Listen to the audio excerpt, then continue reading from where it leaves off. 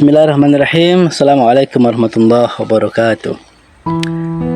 Alhamdulillah Rabbil Alamin. Allahumma salli ala Sayyidina Muhammad wa ala ali Sayyidina Muhammad. Sahabat-sahabat pilih yang dimuliakan oleh Allah Subhanahu wa taala, ada satu kisah yang sungguh sangat menarik. Mudah-mudahan dari kisah ini dapat menginspirasi kita, jadi pelajaran buat kita, jadi iktibar buat kita, agar kita itu bisa berguna, bermanfaat sebaik-baik mungkin. Sahabat-sahabat pilih yang dimuliakan oleh Allah Subhanahu wa taala, ada seorang ibu yang miskin, sungguh sangat derita, melarat juga. Seorang ibu ini ditemani oleh kedua anaknya. Anak pertama itu seusia SMP dan anak keduanya itu seusia SD.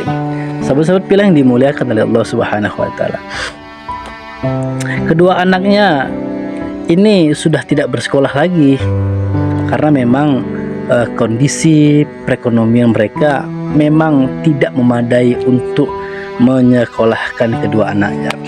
Jangankan untuk menyekolahkan anaknya, untuk makan sehari-hari, untuk kebutuhan sehari-hari saja mereka sungguh sangat susah sekali. Sahabat-sahabat pilihan dimuliakan oleh Allah Subhanahu wa taala. Nah, ternyata bukan hanya kehidupan seorang ibu ini susah, melarat, derita dan juga miskin, tetapi Allah memberikan suatu penyakit kepada ibu ini, yaitu stroke, tidak bisa berjalan, sehingga ibu ini tidak mampu lagi untuk mencarikan nafkah untuk kedua anaknya. Sahabat-sahabat pilih yang dimuliakan oleh Allah Subhanahu wa taala, maka apa yang terjadi? Yang terjadi pada saat itu, karena memang kondisi mereka sudah 3 hari tidak makan, hanya minum air putih saja. Dikarenakan ibu ini tidak mampu berjalan untuk mencari nafkah, maka si anak pertama pamit kepada ibunya, "Bu, bolehkah abang keluar rumah untuk mencari uang agar kita bisa makan? Karena kasihan adik Bu, 3 hari sudah tidak makan nasi, hanya minum air putih saja." Maka dengan suara yang terbata-bata, ibu ini mengizinkan anak pertamanya untuk keluar rumah untuk mencari uang. Sahabat-sahabat pilihan yang dimuliakan oleh Allah Subhanahu wa taala, maka apa yang terjadi? Ternyata anak pertama ini pulang ke rumah dengan membawa uang di dalam plastik, dipegang dengan tangan kanannya, lalu tangan kirinya disembunyikan di belakang badannya. Diserahkan uang ini kepada ibunya, "Wahai ibu, wahai emak, ini uang, abang sudah dapat uang." Maka emak kaget, "Kok bisa dapat uang sebegitu banyak? Uang dari mana ini abang?" Maka si abang ini pun menjawab, "Uang dari kotak amal masjid yang ada di ujung sana, mah. Abang mencuri kotak amal, kotak infak masjid yang ada di ujung sana." Kaget nih seorang ibu. "Berarti abang mencuri, kenapa abang harus mencuri?" Berkata si abang ini, "Mak, bukankah infak, kotak amal yang di masjid itu, bukankah itu untuk kita? Lihatlah adik, mak, 3 hari sudah tidak memakan nasi, hanya meminum air putih. Lihatlah kondisi mak, tidak bisa berjalan, mak tidak bisa mencarikan kami makan. Tidak apa-apa mak, lagi pula aku sudah meninggalkan tangan kiriku di masjid." Sahabat-sahabat pilih yang dimuliakan oleh Allah Subhanahu wa taala, si anak pertama ini mengambil kotak infak. Setelah diambil, lalu dia memotong tangan kirinya sendiri, ditinggalkan kanan kirinya itu di masjid, hanya untuk emaknya supaya sehat, hanya untuk adiknya supaya adiknya bisa makan, karena mereka dalam keadaan susah, derita, miskin dan juga melarat. Sahabat-sahabat pilih yang dimuliakan oleh Allah Subhanahu wa taala, ini seharusnya menjadi pelajaran baru buat kita, iktibar baru buat kita, terkhusus untuk para BKM atau DKM atau para najin masjid atau untuk pengurus masjid. Sungguh kisah ini sangat-sangat miris jika memang kita ini punya hati yang baik. Kita hari ini hanya gencar untuk membangun masjid.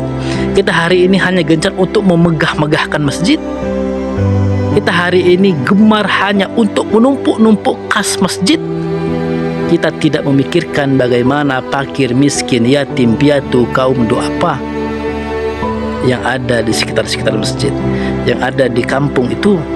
Maka sahabat-sahabat pilih yang dimuliakan oleh Allah Subhanahu wa taala, mari kita berupaya untuk mengenolkan kas masjid.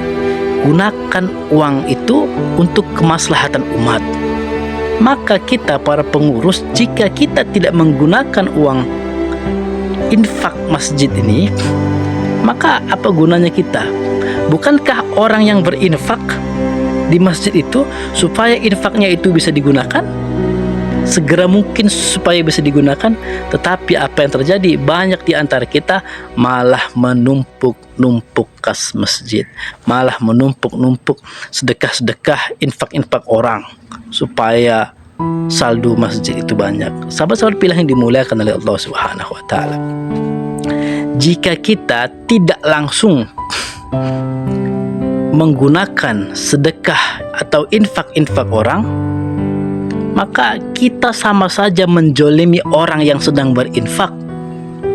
Kita sama saja menjolimi orang yang sedang berinfak. Maka berapapun saldo masjid, berapapun kas yang ada di masjid itu, gunakan untuk kemaslahatan umat.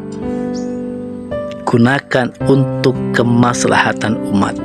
Sahabat-sahabat pilihan yang dimuliakan oleh Allah Subhanahu wa taala, jangan sampai kisah ini, jangan sampai cerita ini terjadi di kampung kita masing-masing. Masjid kita bagus kurang bagus, saldo kita banyak kurang banyak, tetapi ada fakir, miskin, yatim, piatu, kaum duafa, orang melarat, orang susah, orang derita yang sudah beberapa hari tidak makan. Hari ini kita memegah-megahkan masjid, tetapi jamaahnya tidak ada. Kita membiarkan fakir-fakir miskin kesusahan. Sahabat-sahabat pilihan yang dimuliakan oleh Allah Subhanahu wa taala, mari kita gunakan saldo masjid dengan sebaik-baiknya. Mari kita gerakan mengenolkan masjid. Ayo gerakan mengenolkan kas masjid, mengenolkan saldo masjid. Gunakan saldo masjid untuk kemaslahatan umat.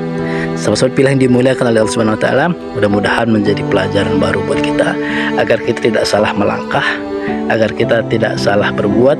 Mudah-mudahan kita bisa berguna buat orang banyak, buat kemaslahatan umat. Demikian, semoga menjadi pelajaran. Assalamualaikum warahmatullahi wabarakatuh.